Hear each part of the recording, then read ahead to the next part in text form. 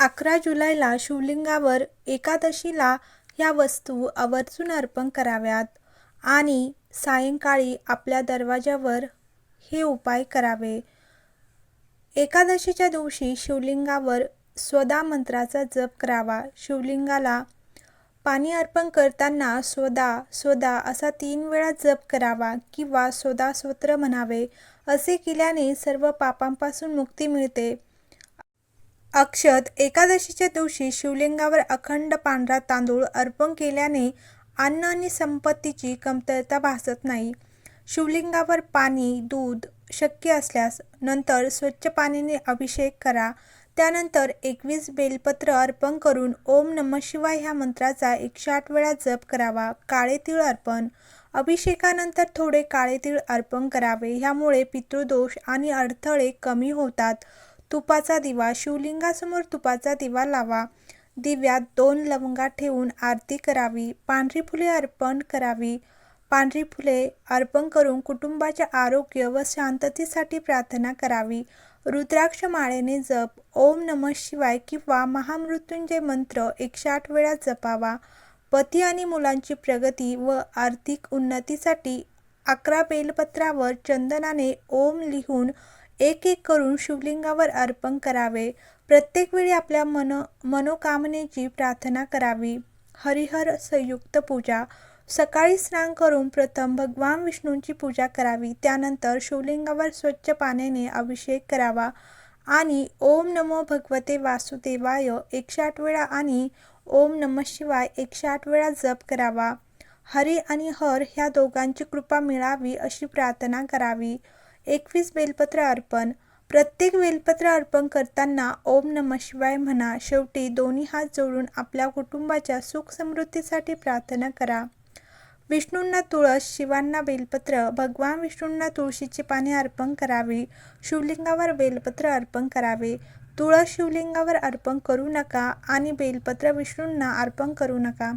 आर्थिक प्रगतीसाठी संध्याकाळी तुपाचा दिवा लावा. दिव्यात 2 लवंगा टाकून आरती करा. त्यानंतर विष्णू आणि शिव या दोघांना नमस्कार करून आर्थिक धैर्याची प्रार्थना करावी. घरातील नकारात्मकता कमी करण्यासाठी तर घराच्या मुख्य दरवाजावर गंगाजल किंवा स्वच्छ पाण्यात थोडी हळद मिसळून शिंपडावी. त्यानंतर ओम नमो नारायणाय 21 वेळा म्हणावे. पती पत्नी दोघांनी शक्य असल्यास एकत्र पूजा करावी. शिव पार्वती आणि लक्ष्मी नारायण यांचे स्मरण करून कुटुंबातील प्रेम आणि एकोप्यासाठी प्रार्थना करावी. मुलांच्या प्रगतीसाठी पूजा झाल्यानंतर मुलांच्या कपाळावर चंदनाचा टिळा लावा. त्यांच्या उज्ज्वल भविष्यासाठी संकल्प करून प्रार्थना करा. अन्नदान आपल्या सामर्थ्यानुसार गरजू व्यक्तींना अन्न, फळे किंवा धान्य दान करावी. एकादशीला दानाला विशेष महत्त्व दिले जाते. विष्णू सहस्त्रनाम किंवा गीतेचे पठण वेळ असल्यास विष्णू सहस्त्रनाम किंवा भगवद्गीतेचा किमान 1 अध्याय वाचा. शक्य असल्यास ओम नमो भगवते वासुदेवाय ह्या मंत्राचा जप करावा. संध्याकाळी किंवा रात्री विष्णू नामस्मरण, भजन किंवा कीर्तन करावे. एकादशीचे व्रत श्रद्धा आणि संयमाने पूर्ण करावे. एकादशीला घराच्या मुख्य दरवाजावर केले जाणारे काही उपाय. आंब्याच्या पानाचे तोरण बांधा. सकाळी स्नान करून मुख्य दरवाजावर 5, 7 किंवा 11 ताजी आंब्याची पाने बांधावीत. हळद कुंकू लावून ओम नमो भगवते वासुदेवाय ह्या मंत्राचा 11 किंवा 21 वेळा जप करावा. हे शुभत्व, सकारात्मकता आणि मंगल वातावरणाचे प्रतीक मानले जाते. हळद आणि कुंकू स्वास्तिक मुख्य दरवाजावर स्वच्छ धुवा. दरवाजाच्या दोन्ही बाजूंना हळद कुंकू लावा. मधोमध हळदीने किंवा कुंकवाने स्वास्तिक काढा. स्वास्तिकावर अक्षता अर्पण करून श्री विष्णूचे स्मरण करा. तुपाचा दिवा लावा. संध्याकाळी मुख्य दरवाजाजवळ गाईच्या तुपाचा एक दिवा लावा. दिवा लावताना ओम नमो नारायणाय नमः दिवा सुरक्षित ठिकाणी ठेवा. तुळशीचे पान अर्पण तुळशीची काही पाने स्वच्छ ताटात ठेवून श्री विष्णूंना अर्पण करा. त्यानंतर एक पान मुख्य दरवाजाजवळ ठेवा. ते पायाखाली येणार नाही अशा ठिकाणी ठेवा. तुळस पवित्रतेचे प्रतीक मानले जाते. तांदळाची रांगोळी म्हणजेच मुख्य दरवाजासमोर तांदळाच्या पिठाची शुभ रांगोळी काढावी आणि त्यामध्ये ओम किंवा स्वास्तिक काढू शकता. त्यावर फुले अर्पण करावी. गंगाजल शिंपडा. गंगाजल किंवा स्वच्छ पाण्यात थोडी हळद मिसळून मुख्य दरवाजावर आणि उंबरठ्यावर शिंपडावी. यावेळी ओम विष्णवे नमः असा 21 वेळा जप करावा. श्री विष्णूचे नामस्मरण. घरात प्रवेश करण्यापूर्वी कुटुंबासह 108 वेळा ओम नमो भगवते वासुदेवाय ह्या मंत्राचा जप करावा. विशेष संकल्प. दरवाजासमोर हात जोडून प्रार्थना करावी. हे श्री विष्णू, आमच्या घरात सुख, शांती, आरोग्य आणि सद्बुद्धी नांदो. कुटुंबावर तुमची कृपा राहो आणि आमच्या जीवनातील अडथळे दूर व्हावोत.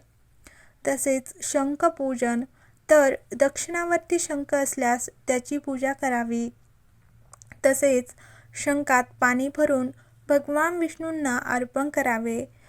त्यानंतर त्या पाण्याचे घरात शिंपडणे शुभ मानले जाते. तसेच पिवळ्या वस्तूचे दान करावे. हरभरा डाळ, हळद, केळी, पिवळे वस्त्र किंवा गूळ यांचे दान गरजूंना करावे. दान करताना कोणताही दिखावा न करता नम्रतेने द्यावे.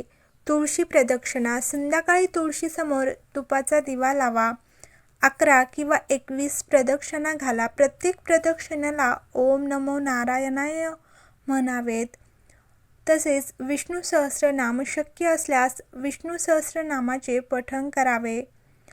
वेळ कमी असल्यास ओम नमो भगवते वासुदेवाय ह्या मंत्राचा 108 वेळा जप करावा. धान्याचा उपाय. तर मूठभर तांदूळ भगवान विष्णूंना अर्पण करावेत आणि दुसऱ्या दिवशी ते तांदूळ पक्ष्यांना खाऊ घालावेत. तसेच गायीची सेवा. तर गायीला हिरवा चारा, गूळ किंवा पोळी खाऊ घालावी आणि हे पुण्यकारक मानले जाते. पिंपळ पूजा. तर संध्याकाळी पिंपळाच्या झाडाजवळ तुपाचा दिवा लावावे. तसेच प्रदक्षिणा घालून भगवान विष्णूंचे स्मरण करावेत. 7 प्रदक्षिणा घालून भगवान विष्णूंचे स्मरण करावे. लक्ष्मीनारायण प्रार्थना. घराच्या देवघरात लक्ष्मीनारायणाच्या प्रतिमेसमोर कमळ किंवा पिवळी फुले अर्पण करावीत. घरातील सुख समृद्धीसाठी प्रार्थना करावी. द्वादशी पारणं. दुसऱ्या दिवशी द्वादशी म्हणजेच योग्य वेळी उपवास सोडावा. पारणं करण्यापूर्वी भगवान विष्णूंना नैवेद्य दाखवावा. तर व्हिडिओ आवडला असेल तर लाईक करा आणि कमेंट बॉक्समध्ये भगवान श्री विष्णूंचे स्मरण करायला विसरू नका.